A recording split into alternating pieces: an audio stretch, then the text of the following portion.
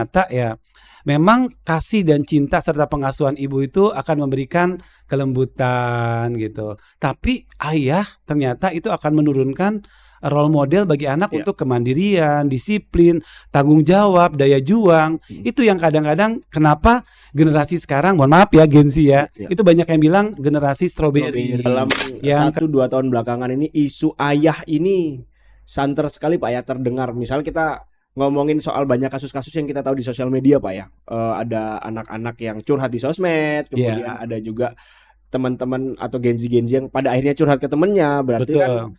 ada efek fatherless di sini Pak ya. Betul banget. Jadi kita punya 4 indikator ya buat menyatakan ayahnya tuh hadir atau tidak. Yang pertama itu ada interaksi dengan anaknya. Jadi bukan cuma fisiknya aja ada, tapi tidak benar-benar berinteraksi dengan anak. Contohnya ada nggak Pak? Jadi kita kan punya layanan konsultasi gratis ya. Kita punya layanan konsultasi gratis melalui WA ya. Nanti boleh dicatat juga di 0853 5588 770. Yang kasus-kasus yang nggak kita duga gitu ya. Yang ternyata ketidakhadiran ayah itu akan berdampak sangat terhadap anaknya. Contohnya di situ anaknya ngaku jadi LGBT gitu. Karena dia merindukan kehadiran ayah. Dan kemarin khusus Provinsi Maluku saya meluncing satu program baru namanya Ayah Pengganti. Ada program apa aja Pak, boleh disampaikan ke kami? Salah satunya ini nih. Gati. Ya, Gati. Gerakan Ayah Teladan Indonesia. Gerakan Ayah Teladan. Untuk ayah-ayah yang sibuk kita juga nggak bisa bilang bahwa oke, kalian harus bisa alokasikan waktu quality time dengan anak, at least gitu ya. Di sela-sela siang break. Video call lah sama anak, sekedar menanyakan, Dek, gimana perasaan kamu? Jadi jangan nanya, ada PR nggak gitu. Tadi nilainya berapa? Nah itu kan zaman lalu tuh, itu ayah zamannya Mas Dedi itu ya dulu ya. Sahabat Antara, buah manggis, buah kedondong. Hari ini kita sudah kedatangan Kepala BKKBN Maluku, Bapak Dr. Edi Setiawan di depan saya. Bapak, apa kabar Pak? Ya luar biasa Mas Dedi. Semangat sih pastinya. Semangat ya. Jadi hari ini kenapa kita kedatangan Pak Dokter? Nggak apa-apa Pak, panggil Pak Dokter Pak ya. Atau Pak Edi aja deh. Kenapa kita kedatangan Abang deh. Bang Edi biar lebih dekat. Kenapa kita kedatangan Bang Edi hari ini? Karena kita bakal ngulas soal Harganas tahun ini yang nanti rencananya di Maluku ini dipusatkan di Pemprov Pak ya. Betul. Di hari Senin tanggal 29 Juni 2026. Dah kebetulan tema Harganas tahun ini adalah ayah wajib hadir. Kita akan ngulas gimana sih peran ayah dalam keluarga, dalam tumbuh kembang seorang remaja yang tentunya relate buat sahabat Antara sekalian. Langsung aja Pak Edi. Ya. Sebelum kita memulai segala sesuatu hari ini, ya selain kita berdoa, tadi tentunya sudah kita berdoa, saya akan coba ngulik kenapa tema Harganas. Apa sih Harganas? Kalau Bapak bisa menjelaskan Harganas dalam kalimat yang sederhana. Kenapa harus ada Harganas ini, Pak?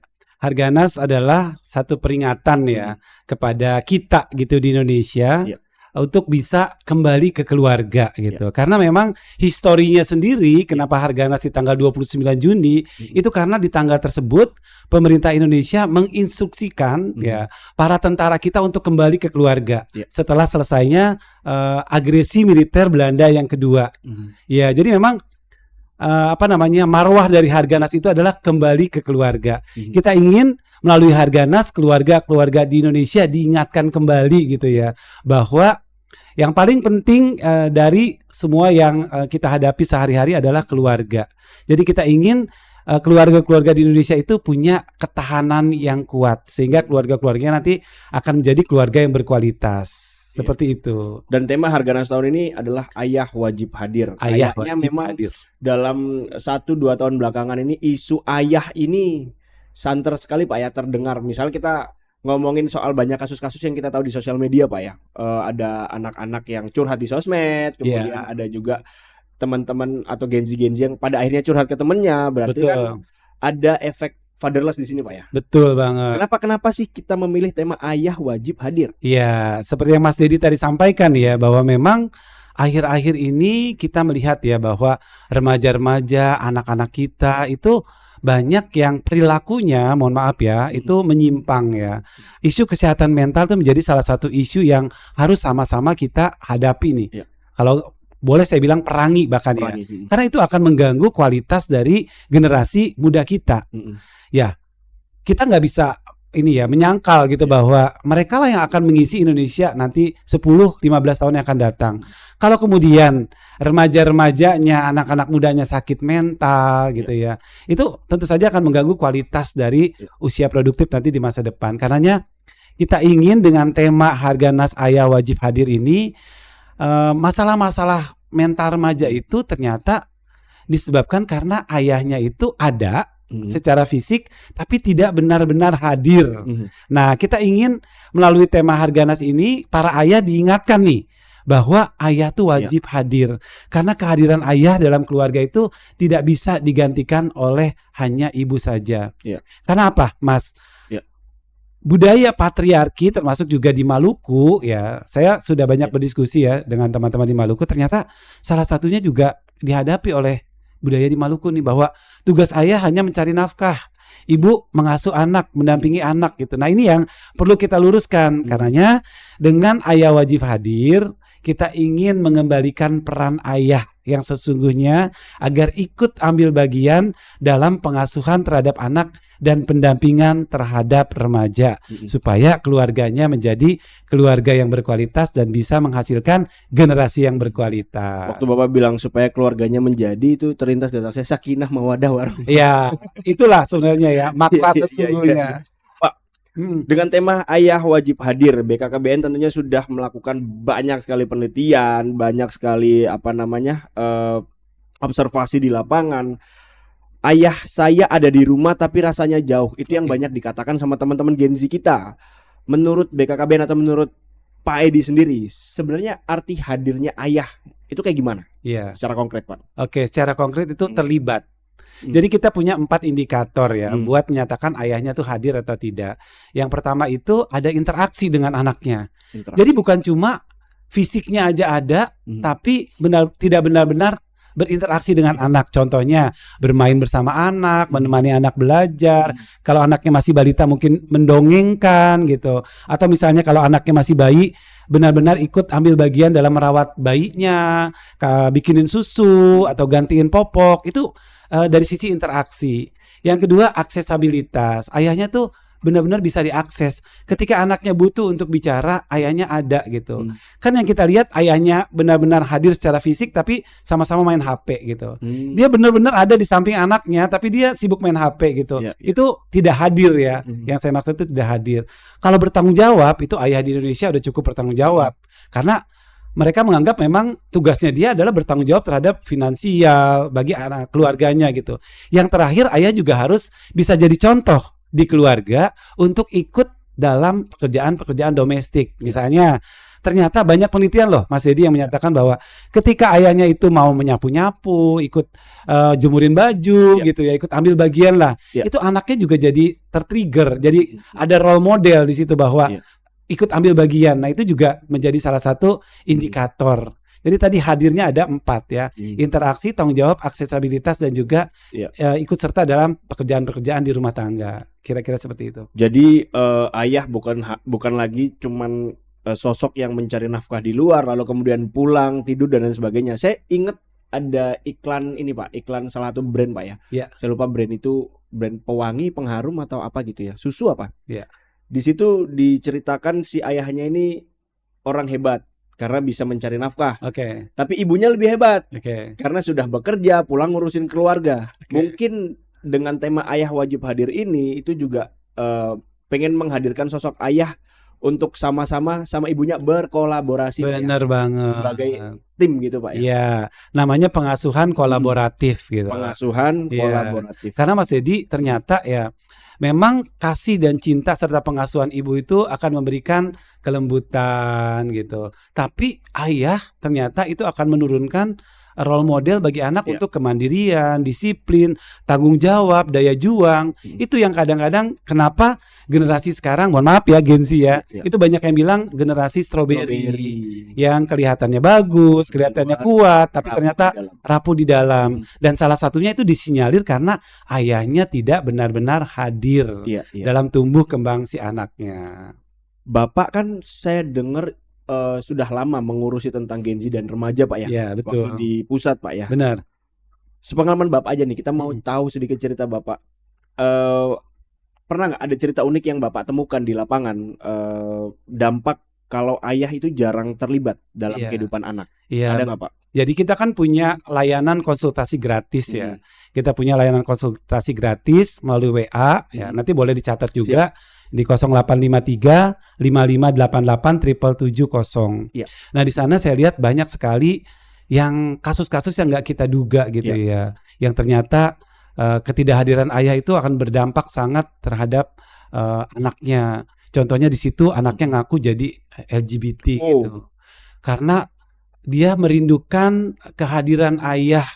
Dia merindukan sosok ayah. Dia merindukan ayahnya mau merangkul, memberikan sentuhan ya, memberikan bukan hanya fisik tapi sentuhan emosional dengan pujian, mungkin dengan hadiah-hadiah kecil. Itu yang nggak dia rasakan dalam tumbuh kembangnya dia.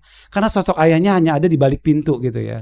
Nah, itu yang kadang-kadang kita miris juga ya. Ternyata dampaknya sedalam itu loh. Dia akui bahwa kenapa dia jadi LGBT karena memang dalam proses tumbuh kembangnya tidak ada sosok ayah dalam hatinya gitu, dalam batinnya dia. Itu yang jadi sampai separah itu Pak ya? Ya. Bahkan ada yang terang-terangan ngaku dia LGBT. Betul. Lewat konsultasi WA tadi itu. Betul. Oh, itu kalau udah sampai di tahap itu berarti pentingnya sosok ayah itu nggak bisa dipandang sebelah mata juga. Iya, ya itu yang kita lihat kan. Sekarang kan marak ya. Kasus LGBT lagi diangkat ya dan marak di mana-mana ya. Nah, itu juga mungkin penyebab utamanya adalah tadi ketidakhadiran ayah. Makanya para ayah hati-hati loh ya. Impact-nya akan sedemikian besar loh bagi anak-anak dan keluarga kita. Iya. Berarti BKKBN sekarang punya program ya Pak ya? Kita kemarin kan udah ketemu Pak ya. Kalau kita ngomongin soal program-programnya BKKBN dan lain sebagainya. Ada program apa aja Pak boleh disampaikan ke kami? Salah satunya ini nih. Gati. Gati. Gerakan Ayah Teladan Indonesia. Gerakan Ayah Teladan. Nah, salah satu tujuannya juga itu mengembalikan peran ayah ke keluarga. Selain itu kita juga punya program Tamasya, Taman Asuh Sayang Anak. Kita ingin membranding ya bahwa pemerintah hadir bagi ibu-ibu pekerja nih. Jadi kalau ibu-ibunya mau bekerja dengan tenang gitu, bisa menitipkan anaknya di Tamasya, Taman Asuh Sayang Anak. Ini punya pemerintah dan berbeda ya. Salah satu bedanya adalah pengasuhnya ini pasti bersertifikasi. Jadi aman, nggak mungkin ada KDRT dan lain-lain. Selain itu juga ada edukasi buat orang tuanya, buat bundanya. Jadi bundanya juga kita edukasi dan ada sistem rujukan. Kalau misalnya anaknya butuh dirujuk, maka Tamasya juga menyediakan sistem rujukannya. Itu yang kedua. Kita juga punya bagi para lansia gitu, punya lansia berdaya.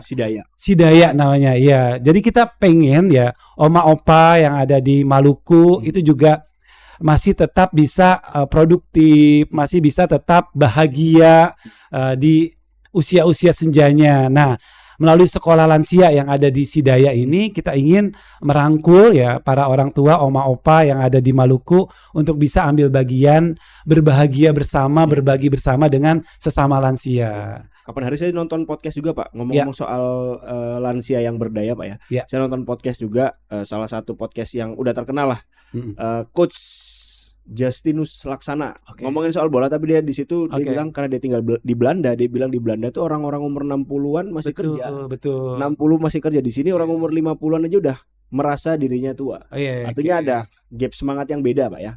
Dan itu harus mulai kita biasakan sekarang bahwa lansia-lansia juga bukan hanya mereka yang hanya duduk di tempat begitu Pak ya. Mulai karena harus berdaya gitu. Iya, karena dari sisi jumlahnya sendiri Mas sekarang sudah hampir 10%. Dari hampir 10% penduduk di Maluku itu adalah lansia, 60 plus ya. Dengan majunya taraf kesehatan, kesejahteraan itu akan terus meningkatkan umur penduduk kita. Sehingga mau nggak mau kita harus memberdayakan mereka supaya jangan, mohon maaf, jadi beban bagi anak cucunya, bagi Gen Z. Oma opanya masih produktif, masih mandiri. Jangan sampai tua lalu tidak ngapa-ngapain gitu. Betul. Istilahnya kasarnya gitulah. Iya. Kita kembali ke topik ayah nih Pak. Karena balik lagi kita ngomongin Harganas, kita ngomongin ayah wajib hadir. Ketika seorang ayah merasa nggak pandai menunjukkan kasih sayang, kan ada tuh Pak. Kami pun milenial pun lahir tumbuh besar dengan kesulitan menumbuhkan rasa kasih sayang nih Pak. Apa sih langkah kecil yang bisa kita lakukan untuk menunjukkan rasa kasih sayang itu? Mas Dedi, ternyata ya luka pengasuhan itu ada gitu ya. Warisan pengasuhan tuh ada dampaknya. Jadi gini, karena kita dididik oleh ayah yang patriarki, yang gak ikut terlibat, kita nggak punya role model nih dalam memori kita gitu. Bagaimana kita harus men-treatment anaknya gitu. Tapi ada dua dampak ya. Yang pertama, ketika dia minim pengasuhan dari ayah, dia akan kemudian dampaknya dia akan men-treatment anaknya gitu. Sama seperti ketika dia treatment. Itu yang pertama ya. Yang kedua sebaliknya, dia nggak mau anaknya merasakan seperti yang dia rasakan. Malah dia sebaliknya gitu. Benar-benar perhatian terhadap anaknya. Makanya ada dua sebenarnya. Gimana sih yang benar-benar hadir? Sebenarnya gini, contoh simpelnya Mas Dedi. Datang aja ke anaknya, terus duduk manis di sebelahnya, dengarkan anaknya cerita. Itu tuh bagi anak tuh katanya ya, itu tuh siraman rohani yang luar biasa gitu. Dengan ayah yang benar-benar ada di sebelahnya tanpa melakukan apa-apa, hanya mendengarkan si anak cerita. Itu sesimpel itu sebenarnya ayah untuk bisa hadir dalam kehidupan anak dan ikut serta dalam pengasuhan. Tapi kalau misalnya udah mau bermain bersama, ya kan nggak susah sebenarnya ya. Apalagi sekarang lagi zamannya Piala Dunia gitu ya. Ayo nonton bareng gitu. Sambil nonton kemudian ada nilai-nilai ya, value yang ditanamkan ke anak. Misalnya tuh deh harus jujur deh gitu ketika bermain dan lain-lain. Itu bagus banget buat anak sebenarnya. Jadi sesimpel itu sebenarnya. Nggak harus melakukan banyak hal, cukup hadir, dampingi anak aja. Iya, nggak harus misalnya pergi ke mall berdua anak ya, kalaupun bisa itu boleh. Ada beberapa keluarga dan ayah-ayah yang sudah sadar tentang perannya itu, mereka punya me time berdua ya dengan anaknya. Itu bagus sih. Lumayan nih, saya langsung dapat konsultasi sebelum menikah, konsultasi pranikah. Calon ayah teladan ya. Calon ayah teladan. Iya. Jangan lupa ikut komunitasnya ya. Komunitasnya ada. Jadi dalam langkah Harganas besok itu di pemerintah daerah provinsi akan membentuk komunitas ayah teladan. Ya, komunitas ayah teladan. Ya, jadi memang kita melalui program Gati kita punya namanya Kompak Tenan. Konsorsium Komunitas dan Penggiat Ayah Teladan. Namanya Kompak Tenan. Jadi kita ingin komunitas-komunitas ayah yang sudah ada selama ini, misalnya komunitas motor gede, komunitas sepeda yang anggotanya ayah-ayah itu kita berikan edukasi gitu. Jadi gampang kan masuknya kan, karena mengumpulkan ayah misalnya dalam satu kelas itu susah Mas. Iya, karena kita approach-nya, pendekatannya melalui komunitas para ayah. Dan itu terlihat kenapa mengumpulkan ayah dalam satu kelas itu susah, terlihat waktu ambil rapot Pak. Ya. Kebanyakan ibu-ibu. Ya, tapi sekarang setelah program Gati, program Gati kan ada program turunannya, gerakan ayah mengambil rapot, gerakan ayah mengantar anak sekolah di hari pertama. Itu mulai banyak kesadaran ayahnya yang ngantar. Dan kemarin khusus Provinsi Maluku, saya meluncing satu program baru namanya Ayah Pengganti. Ya, karena tahun lalu itu kita dapat inilah serangan dari netizen. Ini gimana program kok nggak inklusi gitu? Gimana buat anak-anak yang ayahnya udah nggak ada, yang yatim atau yang anak-anak yang ayahnya kerja di luar kota yang nggak bisa ngambil rapot. Kita punya Ayah Pengganti. Jadi kita kerjasama dengan Dinas Damkar. Ya, kita menyediakan Ayah Pengganti. Jadi buat anak-anak yang nanti akan diantar sekolah di hari pertama tanggal 13 Juli. Kalau kalian tidak punya ayah, jangan sedih. Kami siapkan Ayah Pengganti. Ini program inovasi dari kami di Provinsi Maluku. Keren Pak. Program Ayah Pengganti kemarin itu kan sempat jadi lirikan media nasional juga Pak. Betul. Antara mengutip, kemudian juga di beberapa teman-teman media yang lainnya juga. Satu lagi pertanyaan untuk segmen kali ini Pak. Baik. Quality time. Apakah quality time atau waktu yang berkualitas dengan anak itu penting daripada hanya sekedar memberikan uang? Karena gini Pak, selama ini kan kita dicekoki, kita tumbuh dengan kebiasaan yang penting ayah ini kerja, istilahnya gini kalau di film-film Pak ya, aku kerja ini buat anak-anak, aku kerja kayak gitu Pak. lebih penting yang mana, Pak? Ya quality time lah. Bahkan dalam rangka sosialisasi Gati, saya tuh punya lagu ya. Salah satu liriknya tuh gini, kami butuh tatapan bukan hanya transferan. Nah itu menjawab sepertinya. Iya karena ya itu karena banyak ayah yang cuma dilihat punggungnya saja sama anak di balik pintu. Jadi ketika anaknya bangun ayahnya sudah berangkat, ketika pulang anaknya sudah tidur. Nah karena itu quality time ya mungkin untuk ayah-ayah yang sibuk kita juga nggak bisa bilang bahwa oke, kalian harus bisa alokasikan waktu quality time dengan anak at least gitu ya di sela-sela siang break. Video call lah sama anak, sekedar menanyakan, Dek, gimana perasaan kamu? Jadi jangan nanya, ada PR nggak gitu. Tadi nilainya berapa? Nah itu kan zaman lalu tuh, itu ayah zamannya Mas Dedi itu ya dulu ya. Tapi zaman sekarang tuh enggak. Adek, gimana perasaan kamu hari ini? Gimana teman-teman kamu? Jadi yang relate sama mereka gitu, pertanyaan-pertanyaannya. Jangan cuma sekedar pelajaran, PR dan lain-lain. Mungkin pola-pola pengasuhan itu juga perlu didapat edukasinya kepada para ayah. Saya jadi ingat waktu Bapak bilang zaman-zaman saya dulu, saya jadi ingat saya punya teman, dia dulu sudah punya program ayah pengganti bahkan sebelum BKKBN, Pak. Oke. Jadi karena dia itu sering terlambat sekolah, dia bikin program pengganti ayah pengganti sendiri, Pak. Oke.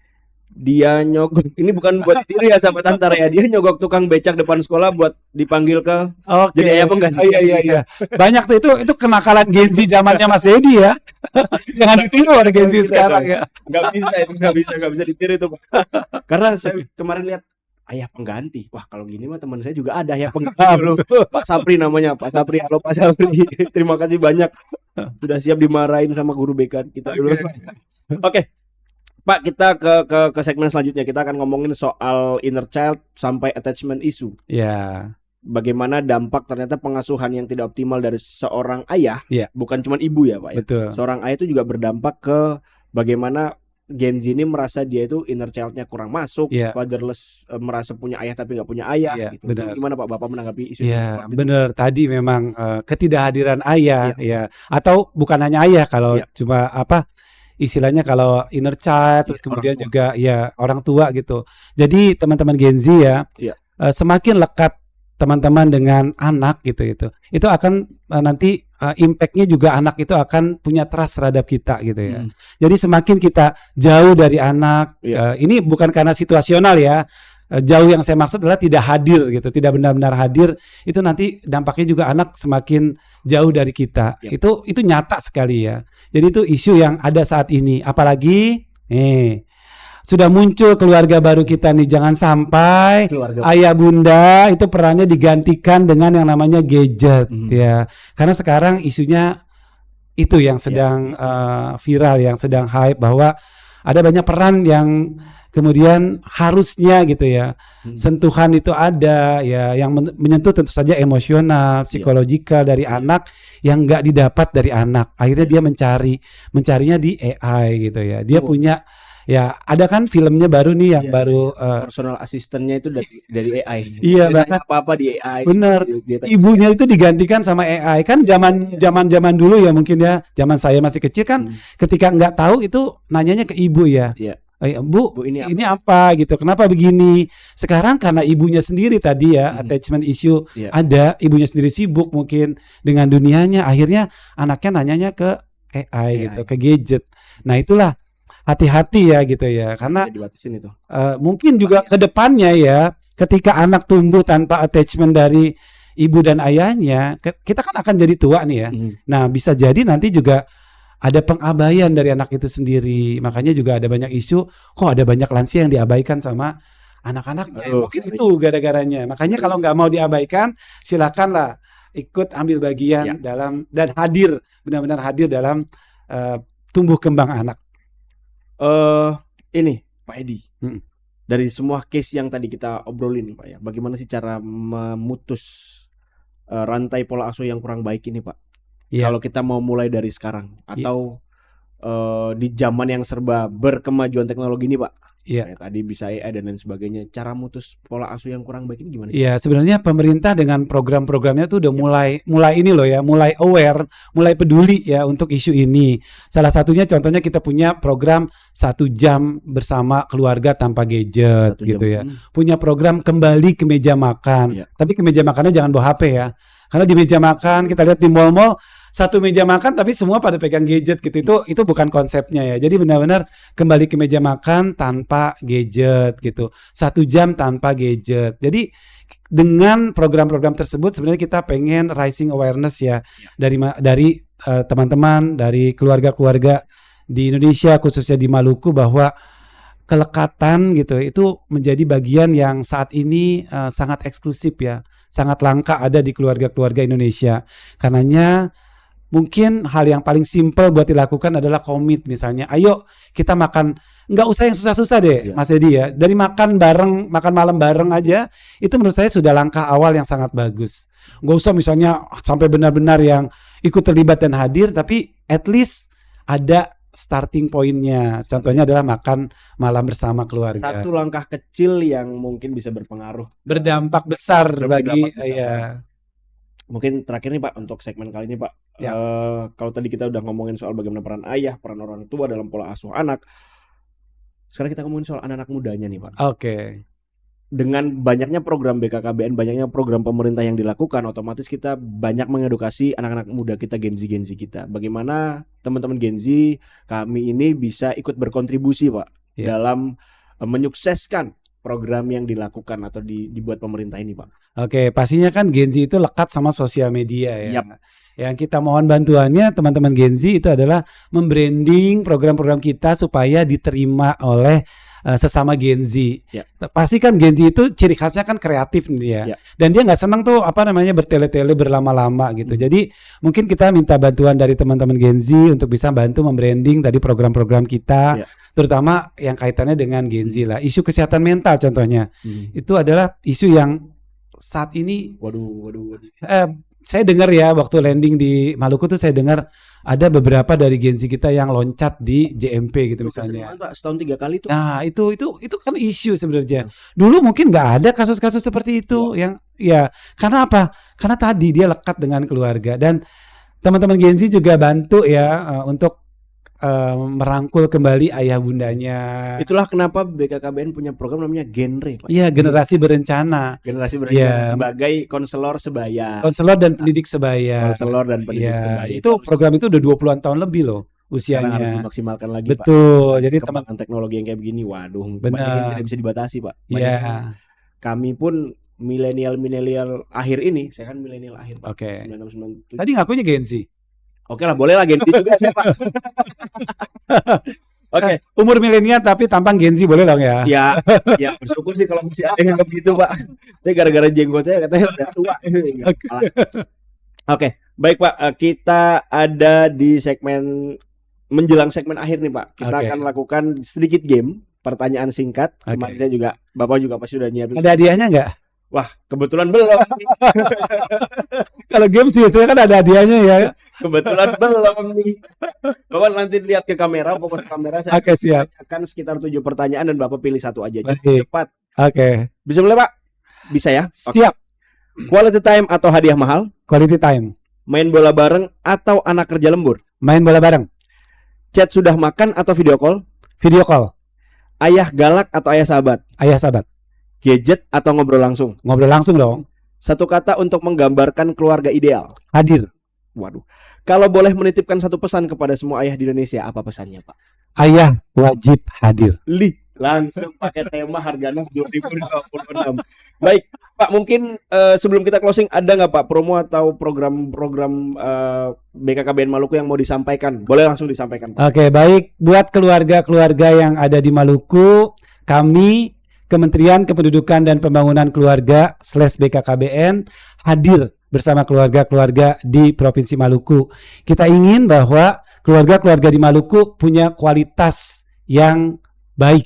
Kita ingin keluarga-keluarga di Maluku bisa menghasilkan sumber daya manusia yang berkualitas. Kita sama-sama berperang melawan stunting, melawan isu kesehatan mental, kekerasan seksual, dan isu-isu lain yang ada di Provinsi Maluku.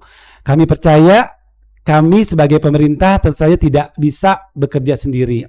Butuh dukungan pentahelix, salah satunya adalah media antara ini ya. Dan juga tentu saja masyarakat. Ya. Oleh karena itu, saya mengajak mari kita membangun keluarga di Maluku menjadi keluarga yang berkualitas untuk Indonesia Emas 2045. Oke, sahabat Antara Maluku, itulah podcast kita hari ini bersama Bapak Dr. Edi Setiawan, Kepala BKKBN Provinsi Maluku. Jangan lupa teman-teman hadir di puncak perayaan Harganas Pak ya, di Provinsi Maluku, tepatnya di halaman Pemprov Maluku, Kantor Gubernur Maluku, hari Senin tanggal 29 Juni 2026. Di halaman belakang. Di halaman belakang Pak ya, bakal banyak sekali isu-isu menarik yang bisa teman-teman ketahui di sana yang belum teman-teman. Ada layanan gratis juga, mungkin sekalian. Iya, ada layanan gratis, ada cek kesehatan gratis keluarga, ada layanan KB gratis, ada pengurusan NIB, nomor induk berusaha.